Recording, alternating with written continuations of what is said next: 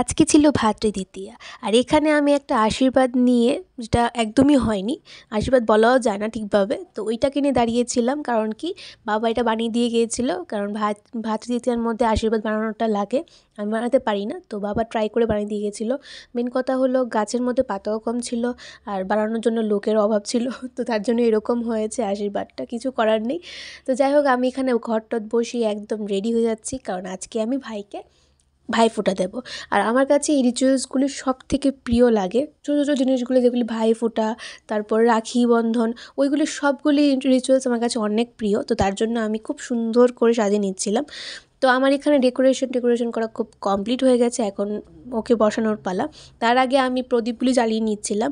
আর আজকে কিন্তু আমার কোনো ইন্টেনশন ছিল না যে আমি শাড়ি পরবো, তো হঠাৎ করেই মনে পড়লো যে না, একটু শাড়ি পরিই তারপর ও ভাইকে ভাইফোঁটা দিই, তার জন্য এরকম করছিলাম। আর এখানে ফুলগুলি প্রথমে আমি ওরকমভাবে সাজিয়েছিলাম, দেখলাম যে ফুটছে না, তো তার জন্য আবার এরকম করে সাজিয়েছি। এখানে আমার পুরোপুরি কমপ্লিট হয়ে যাওয়ার পর তারপর জয়কে এখানে বসিয়ে দিয়েছি। আর এই বাইরে অনেক রোদ ছিল, তো তার জন্যই পেছনে চাদরটা দেওয়া। আর সবার বাড়ির এই ভাইফোঁটার নিয়ম একরকম হয় না, যার যার বাড়িতে আলাদা আলাদা হতে পারে। তো আমি যেমন ফার্স্টে ওকে শান্তির জল দিয়ে, তারপর তেল দিয়ে মাথা ভালো করে আঁচড়ে দিয়েছিলাম। তো এরকম রিচুয়াল সবার বাড়িতে হয়তো আছে, কিছু কিছু মানুষের বাড়িতে হয়তো এরকম নেই। তারপর আমাদের বাড়িতে নিয়ম আছে, ওই পান পাতা দিয়ে ওকে ষাট বলার নিয়ম আছে। আর আমি কিন্তু প্রত্যেক বছরই ভুলে যাই যে কীভাবে ভাইফোঁটা দিতে লাগে। প্রত্যেক বছরই আমার ভুল হয়, প্রত্যেক বছরই আমি ভুলে যাই যে কোনটার পরে কোনটা দিতে লাগে। তো এই বছর বেশি কিছু বলতে হয়নি, যা যা নিয়ম ছিল সবগুলি কিন্তু আমি নিজেই করেছি। তো সেটা একটা ভালো সাইড ছিল আমার। তো যাই হোক, আর আজকের দিনে কিন্তু প্রত্যেকটা বোনের একটা বড়সড় উদ্দেশ্য থাকে যে ভাইকে ভালো করে কাজল পরিয়ে দেবো, ভ্রুগুলিকে একদম কালো করে দেবো। এটা আমি করছিলাম এখন জয়ের ওপর। তো এখন ওই 3 বার ভাইয়ের যে মন্ত্রটা পড়তে লাগে, ভাইফোঁটার দিনে যে মন্ত্রটা পড়তে লাগে সেটা পড়ছিলাম। ওইটাও কমপ্লিট করার পর আমি এখানে আমার হাতের মধ্যে ওই আশীর্বাদটা নিচ্ছিলাম, যেটা আশীর্বাদ বললেও হয়তো কী হবে আমি জানি না। তো যাই হোক, আমাদের ক্ষেত্রে ওইটাই আশীর্বাদ, কারণ আমি ওইটা ছোট্ট করে বানানো হলো, ওইটা একটা আশীর্বাদ। আমি আগের বছরও ওইটা বানানোর চেষ্টা করেছিলাম, কিন্তু এই বছর তো বানানোর চেষ্টা করেছিলাম ঠিকই, কিন্তু গাছের মধ্যে নারিকেল পাতার অভাব ছিল, তো তার জন্য এই একটাই হয়েছে, নাহলে আরও অনেকগুলো বানানো যেত। তো যাই হোক, কিছু করার নেই, এইটা দিয়েই সামলাতে হবে, কিছু করার নেই। তো যাই হোক, ওকে এখন পুরোপুরি সব কিছু রিচুয়ালস পালন করার পর ওকে আমি বলেছিলাম যে নমস্কার না করলে আমি তোকে গিফট দেবই না।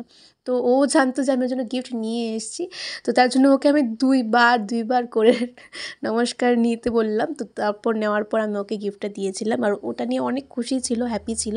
তো এবার চলো মিষ্টিমুখ করা যাক। আর এই মিষ্টিমুখ করতে গেলে একটা কথা মনে পড়লো, আমি যতবারই মিষ্টি খাই না কেন আমার কিন্তু সাদা মিষ্টিটাই পছন্দ, বাকি যা থাকে ওগুলি একটুও খাই না। লাল মিষ্টি আমি দুই চোখের শত্রু বলে মনে করি, ওইটাকে আমি চোখেই দেখতে পারি না।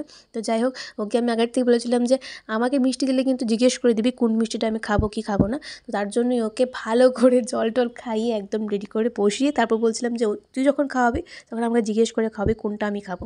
তো এইখান থেকে আমার ওই একটা বয়েল কেক পছন্দ হয়েছিল, যেটার উপরে চকলেটের একটা লেয়ার ছিল, তার জন্যই মেনলি ওই চকলেটের বয়েল কেকটা খাওয়া। ওইটা খুব টেস্ট ছিল, তার জন্যই খেয়েছি, নাহলে খেতাম না। আর এমনি তো মিষ্টি আমার বেশি প্রিয় না, জয়ের মিষ্টি অনেক প্রিয়। তো চলো, খাওয়া দাওয়া শেষ করে আমি এখন ড্রেস চেঞ্জ করে আরেকটু ড্রেস পরে নিয়েছি, কারণ এখন আমি জয়কে খেতে দেবো। তো এখন দেখাই চলো কী কী রান্না হয়েছে বাড়িতে। এখানে আমি একের পর এক যা যা বাটি করে যেগুলি আনানোর দরকার ছিল এগুলি নিয়ে সুন্দর সাজিয়ে দিচ্ছিলাম।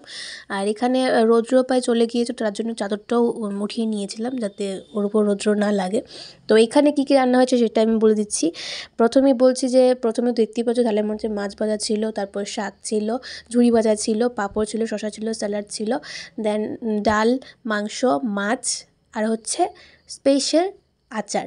আজকের দিনটা জয়, তো তার জন্য জয়কে সুন্দর করে বসিয়ে ভালো করে ডেকোরেশন করে আমি খাওয়াচ্ছিলাম, আর সুন্দর করে ভাইফোঁটাও দিয়েছি। আর আমার এই দিনগুলো অনেক প্রিয় লাগে, তো তার জন্য সেটা আমি প্রথমেই বলেছিলাম। তো এখন আমি রেডি হয়ে চলে যাচ্ছিলাম আরেকটা পিসুমণির বাড়িতে।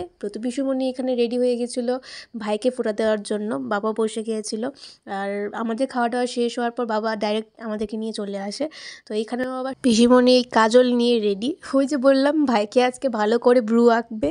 তো ওই দিনটা বললাম না ভাই বোনের একটা স্পেশাল দিন, তো ভাইকে যত ইচ্ছে তত কাজল দিয়ে ব্রুগুলি কালো করে দিতে পারো, তো এই দিনটাই মজার লাগে। তো এখানেও পিসিমণি সেটাই করছিল, কাজল দিয়ে বাবাকে একদম ব্রু ভালো করে এঁকে দিয়েছিল। তো এখানে মন্ত্রতন্ত্র পড়া শেষ অলরেডি।